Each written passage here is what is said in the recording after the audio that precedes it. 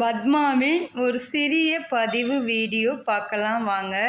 அதாவது வந்துங்க, காலையில் எப்போதும் எந்திரிச்ச உடனே வாயை கொப்பளிச்சுட்டு முகத்தை அலம்பிடுங்க. ஏன்னா தண்ணிங்கிறது வந்து ஒரு ஐஸ்வர்யம், அது வளர்ந்துக்கிட்டே இருக்கும்.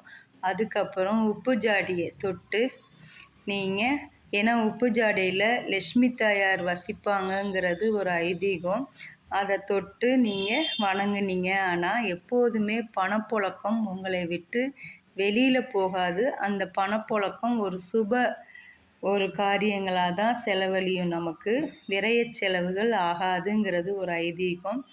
இதெல்லாம் பண்ணிவிட்டு பாலை காய்ச்சிருங்க. பாலை காய்ச்சி நீங்கள் டீ போட்டு குடித்தாலும் சரி, இல்லை பாலாக குடித்தாலும் சரி, காலையில் இந்த 3 விஷயத்தை பண்ணிவிட்டு அதுக்கப்புறம் நீங்கள் எந்த வேலைனாலும் செய்யுங்க. இதை செய்தீங்க அப்படின்னா நம்ம கையில் எப்போதுமே பணப்புழக்கம் இருந்துக்கிட்டே இருக்கும். நம்மளை விட்டு வெளியில் போகாது. அப்படியே வெளியே போனாலும் அது ஒரு சுப காரியத்துக்காக மட்டும்தான் வெளியே போகுங்கிறது ஒரு ஐதீகம். சரிங்க ஃப்ரெண்ட்ஸ், செஞ்சு பாருங்கள்.